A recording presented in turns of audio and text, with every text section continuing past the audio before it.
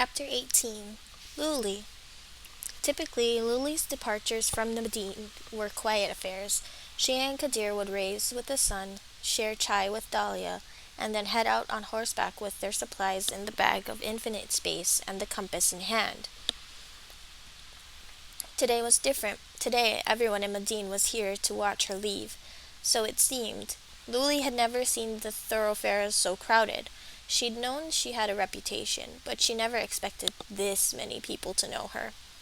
It was strange that they were still enchanted by her, even though she looked far from mysterious, standing outside the Sultan's hastily erected stage in her midnight-colored robes. Normally, she left Medine in her brown shawls. There was no reason for her to draw attention to herself in the desert. But now she stood, the elusive midnight merchant, revealed at sunset. Rasul al-Jashin, the merchant, stood by the edge of the stage, trying to catch her gaze. Luli ignored him. He had gotten her into this mess, and she would not forgive him for it. She faced the crowds as the Sultan's speech came to a close. Their applause pulsed like a heartbeat in her body and thudded painfully through her head. Her stomach churned, and she could not tell if it was the consequence of the alcohol from last night or her own anxiety. Everything was too loud, too bright. The cheering was the worst. It was proof that these people approved of her journey, and that they would not forgive her if she fled. On the Sultan's command, Luli mounted a chestnut-brown mare, waiting at the head of the procession. She forced herself to sit upright as he came to her side with well-wishes that were clearly sugar-coated threats. Though she refused to do more than acknowledge him and his sons, her eyes lingered on the youngest prince as he turned away. "Prince," she said beneath her breath, "the jinn attacks were not your fault." She had been meaning to say this to him ever since their conversation in the courtyard. The prince angled his head and smiled. "Shukran. Safe journeys, Al-Nazari." He followed after the Sultan and his brother. She blinked, startled by his curtness and lack of sincerity in his voice. She tamped down her irritation as she guided her mare forward, fighting dizziness as the world lurched. Prince Omar and his frowning thief Aisha were waiting for her, along with Kadir, who rode atop a broad stallion, with his bow and quiver strapped to his back. Luli was surprised to see the shamshir from their rooms sheathed at his hip. "Feeling sentimental, are we?" she grinned. "And here I thought the shamshir would only ever be a pretty display." He turned as she approached. "It would be foolhardy to venture into the desert without a blade, no?" His eyes twinkled with humor. "It was collecting dust on the wall. I figured it might as well bring it with me in case I finally had a reason to use it. Hopefully there never will be a reason." Luli held back a sigh as she joined him. Kadir leaned back in his saddle, nodding toward the townsfolk. "I had no idea you were so popular in the land of the living." His eyes skimmed the screaming, cheering crowds. "You make me sound like a ghost." "Or a legend." He caught her eye. She sighed. "And here I thought I was living a simple, humble life."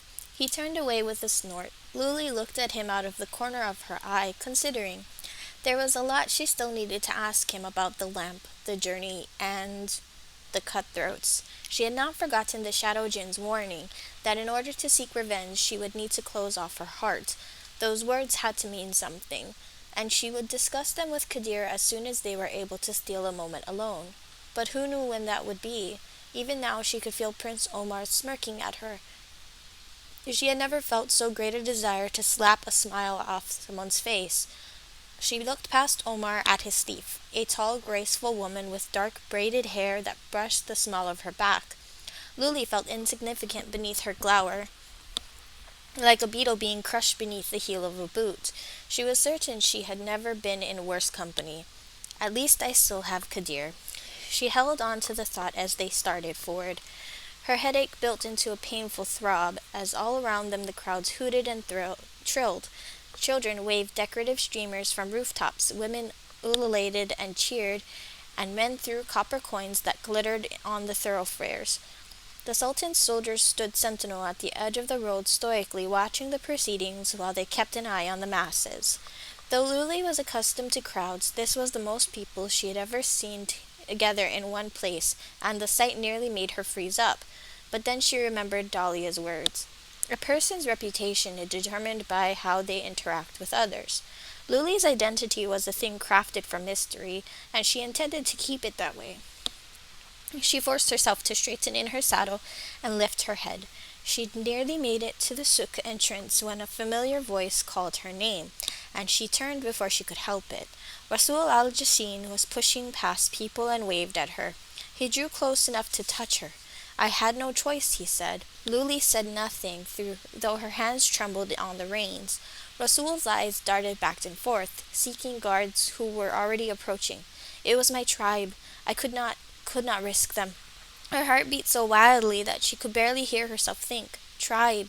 The word sounded like home and heartbreak. If she had been able to save her tribe all those years ago by destroying the lives of others, would she have done what Rasul had? Do not disobey him, Rasul murmured as he stepped away.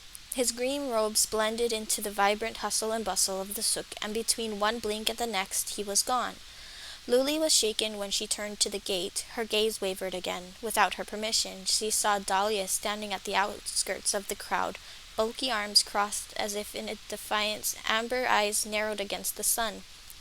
The minute their gazes caught, Dahlia placed a hand over her heart and bowed. Luli loosed a soft breath and nodded back. Goodbye, Dahlia. You're sure about this, the tavern keeper said. Layla grinned. Completely. You told me I had to earn my keep somehow. Dahlia scoffed. What I said is that I don't take in freeloading orphans. Your errand running is more than enough payment. I never suggested you wander the desert looking for relics that may or may not exist. How do you even plan on finding these things? Layla glanced at Kadir, who was spooning sugar into his cup.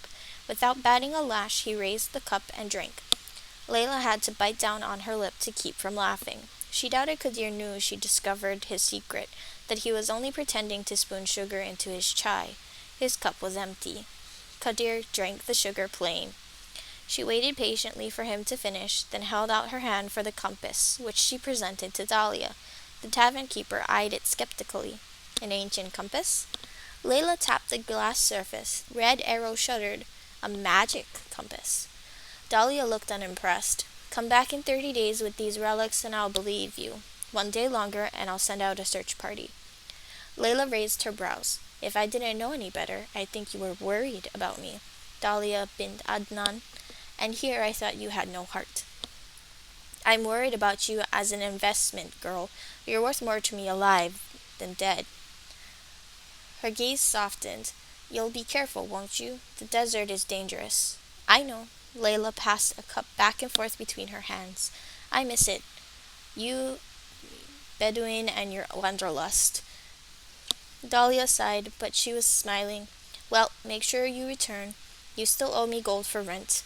I'll do better than that. Layla leaned forward, held up her cup. I'll bring back enough relics to sell for a small fortune, and then I'll split it with you. Dahlia laughed as she raised her cup.